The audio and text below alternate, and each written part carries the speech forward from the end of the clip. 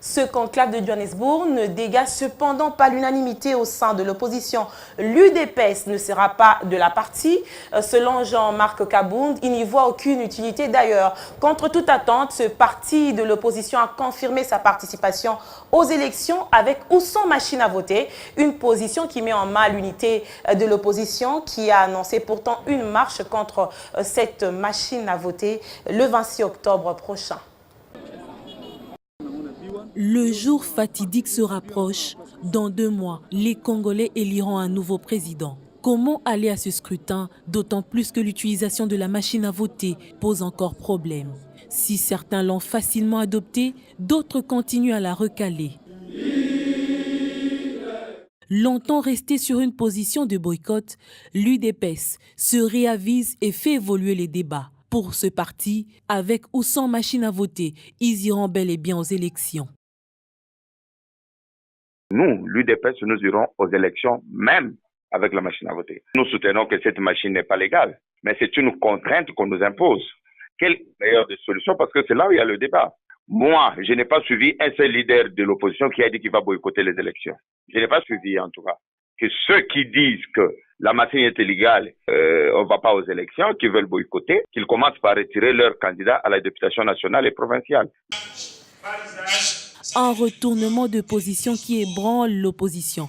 À quelques jours de la marche prévue contre l'utilisation de la machine à voter et le conclave de Johannesburg pour la désignation d'un candidat commun. Réagissant à ces propos de l'UDPS, l'UNC exhorte à ce parti de reconsidérer sa position.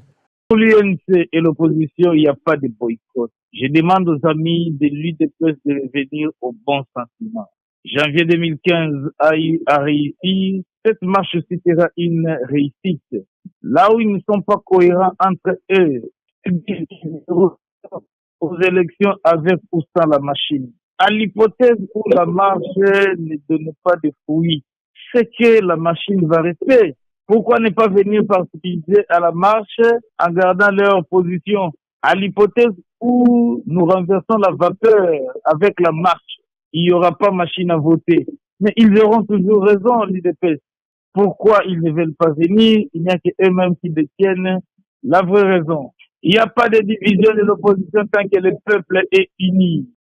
Pourquoi un tel dispositif peut-il diviser autant la classe politique alors que son utilisation est bien définie par la loi électorale, affirment les ténors du Front commun pour le Congo? La légalité de la machine, de l'usage de la machine, ne pouvait s'analyser qu'en termes de la législation et de la réglementation en vigueur.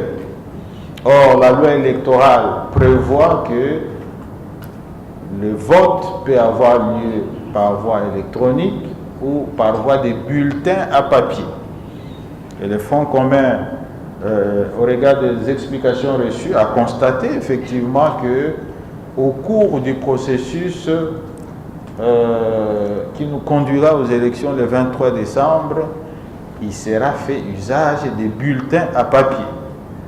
Et ces bulletins-là seront bel et bien déposés dans l'urne. Et après, il y aura un comptage manuel qui pourrait, n'est-ce pas, permettre aux uns et aux autres qui par-dessus tout vont déployer leurs témoins de pouvoir s'assurer réellement du nombre de suffrages valablement exprimés en faveur de leur candidat. De ce point de vue, le Front commun est rassuré par rapport à cette question. Tous ces débats ne semblent pas en fait inquiéter la Commission électorale nationale indépendante qui travaille pour la tenue des élections ce 23 décembre. Les matériels sont en train d'être déployés à travers tout le pays. Ce mercredi, la centrale électorale a même démarré avec les montages de ses hélicoptères à l'aéroport d'Ndjili.